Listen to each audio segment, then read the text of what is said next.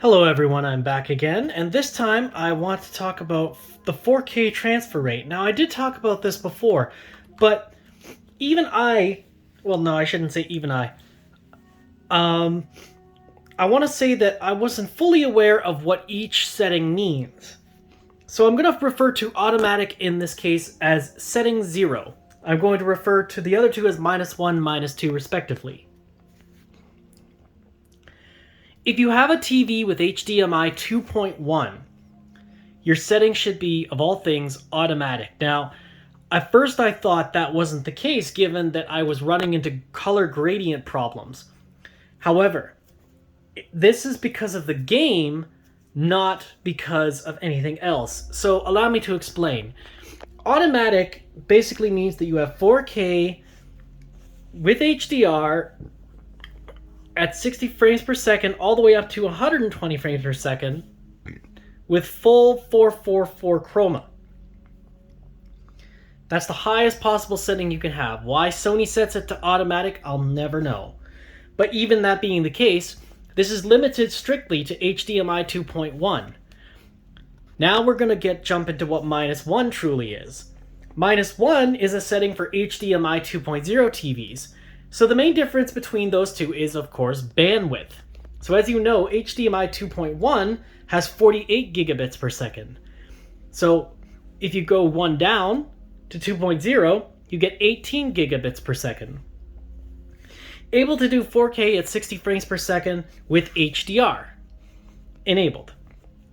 However, it will drop your subsampling to 422 chroma, which won't be as nice to look at, but it's kind of what you'll be stuck with.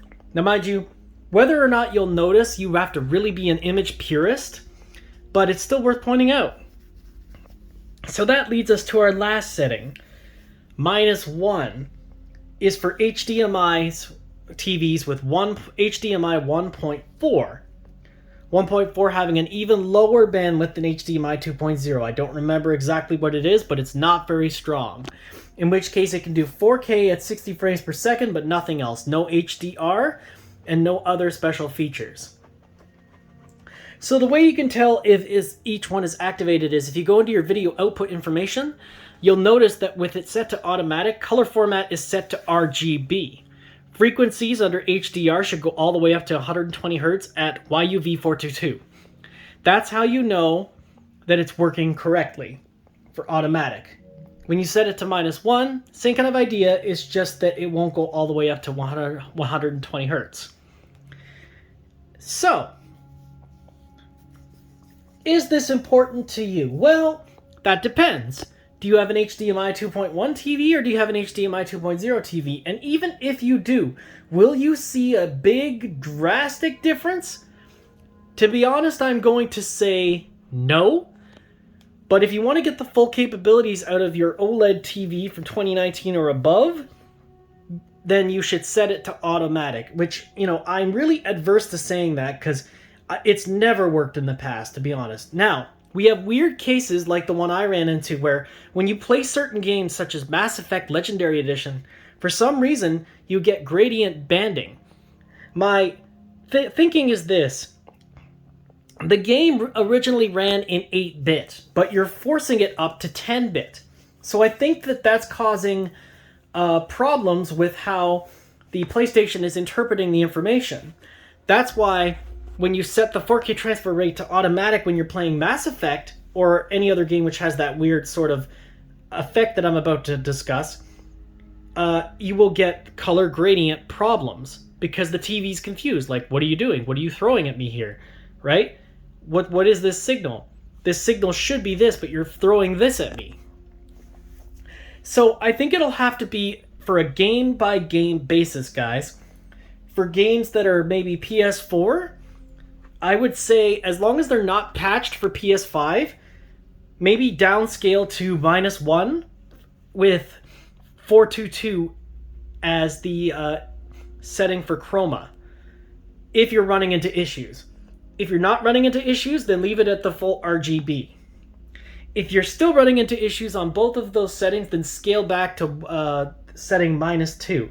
But I would think that most of you by this point have either -1 aka HDMI 2.0, or automatic, aka setting 0, which allows you to have full 444 chroma with 4K all the way up to 120 hertz HDR. Sony does a terrible time explaining this. You can go on their website, you can go all over the place, but where I found this was in the forums again, just where I found -1 before. But the difference was nobody really properly explains what each and every single setting does. So let's break it down.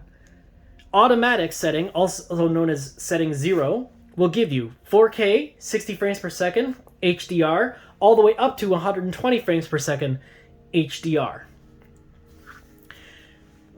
-1 is built for, setting 0 is built for HDMI 2.1 TVs. If you don't have 2.1, don't set it to automatic.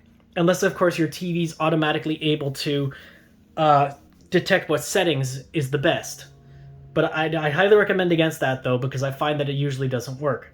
Next, HDMI 2.0, or also known as 4K transfer rate -1, at 4K 60 frames per second with high dynamic range HDR, that is -1 setting. And for those of you who don't have HDMI 2.0, then you go all the way down to -2, which is HDMI 1.4. I doubt that most of you will have HDMI 1.4, but it's still worth mentioning. And so I found this information very intriguing, guys. Just keep in mind one little thing, though. Don't think that because you're scaling back to Chroma 422 that you're losing details. It's all in what your TV can handle. Now, it's true that when you are in 444 Chroma using a PC, then text will pop a lot more. It'll be a lot easier to read, just text. And colors might be a little bit more detailed and vibrant. But that doesn't mean that you lose detail when you scale back to 422. Sure, you have a little bit less colors, maybe a little less clarity on text, but otherwise, you yourself will barely notice the difference unless you're literally pixel peeping. So, set your TV to whatever range works best for you, or do it on a game-by-game basis. Anyways, guys, just wanted to share that information with you because I found it very fascinating. If you liked this video, smash the like button. If you didn't and you think I'm a big nerd, smash the dislike button. Now would be a great time to subscribe to my channel if you haven't already done so. Ding that bell if you want to see what I come out with next. I admit that I don't come out with things as fast as others, but whenever I do come out with things, I try to make it relevant and useful to you. Stay healthy, stay safe always, and I'll see you guys in the next one. And one more thing, drop me a comment below if this helped you at all, or if you feel that maybe I skimped over something important. I am always open to criticism. I may argue for a little bit, but if I find that you have proven me wrong, I will admit it in another video. Anyways, guys, take care for now, and I'll see you in the next one. Goodbye!